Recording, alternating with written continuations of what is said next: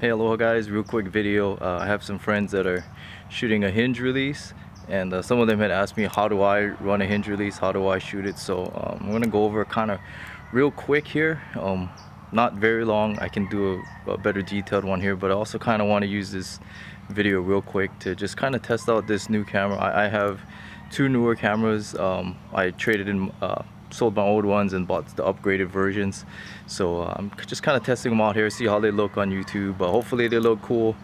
This one is the smaller sensor one, so it won't be as shallow depth of field as maybe some of the other the last video I did. So anyway, here's the hinge. So the guys are already using one, you already know how it works, but for the people that don't, basically, you know, this is an archery release aid. You loop it on the string, and there's no trigger here. It basically fires by rotating the release. So you're just rotating, putting weight on the outer fingers. You can see this release pivoting, and it fires. Basically the sear travels over a half moon and releases, boom. So how does that work when you're trying to shoot one? Now logically you would think the normal way when you're a beginner or when you're starting, this is how I started as well, was you draw back with the weight on the pointer finger, and you get into your anchor, and you basically just, I'm going to exaggerate here, but you're going to curl the hand and fire, right? Now as you get more advanced, I think when you start with that, what you'll find, and with me, this is not how I shoot the release, but when I started with it doing like that, is as I began to curl the outer fingers as I'm aiming, here, as I'm aiming and I'm curling the outer fingers, it changes the load and it changes the shape of your hand. It changes the anchor point and everything, because your hand is actually changing as you're trying to fire it. So the bow will begin to waggle like this left and right. Generally, that's what happened with me. Might be different for you, but that's what happened with me. So how I shoot it today, and I've taught myself over what is it, maybe almost 2 years now, I've been doing the target archery thing with the hinge. So I taught myself how to shoot it with relaxation, and I think you'll find a lot of the other pros and people who do hinge, very proficient with the hinge videos, you'll find they shoot it the same way. And how that is I draw back with weight on with more weight on the pointer finger, but I draw back with my hand on it. I don't want to be afraid of the hinge. One of the beginner problems is you're too afraid of it. You're afraid you're gonna punch yourself in the face, all these things. So definitely set the hinge cold enough, or you know, with a lot of travel, so you can't do that, so you're not afraid of it.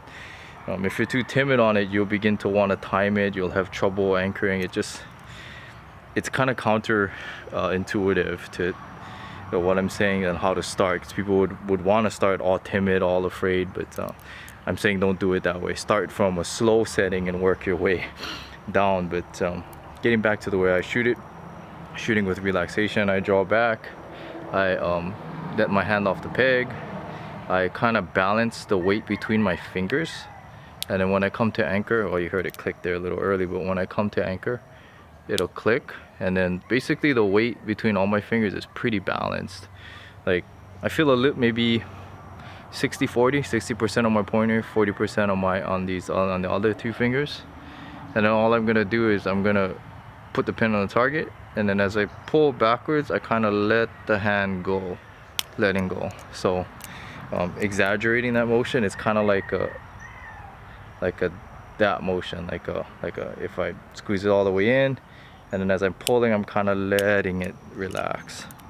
So it's kind of a little more advanced, but I think, you know, as you become less afraid of it and more comfortable with shooting the hinge, this is probably the style that a lot of people end up with. Because what happens is, you know how I explained, when you're curling the outer fingers, it's changing the shape, changing the pressures, it begins to make the bow move side to side.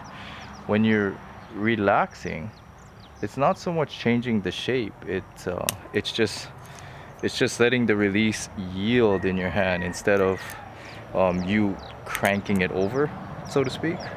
So as it's yielding in your hand, and you're keeping maybe you're keeping constant tension on the wall, or you're building pressure a little bit, basically that yielding kind of keeps that left and right knot from happening, and it'll be pretty steady as you just relax, relax, relax, and it fires.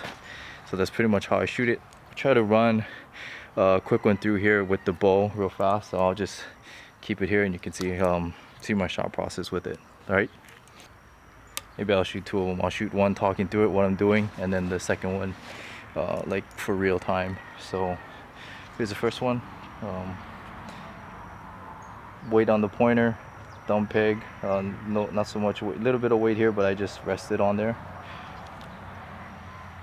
Drawing back, let off the peg, and then balancing the weight of my fingers as I come to anchor. It'll click. It's pretty balanced now, and I'm just gonna pull and relax. It took a little longer because I'm talking, but now I'm gonna do it without talking. You'd be surprised how difficult it is to shoot while talking. It's like the mind is in like a little bit of overload, trying to do conscious and subconscious things at the same time. But anyway, here goes.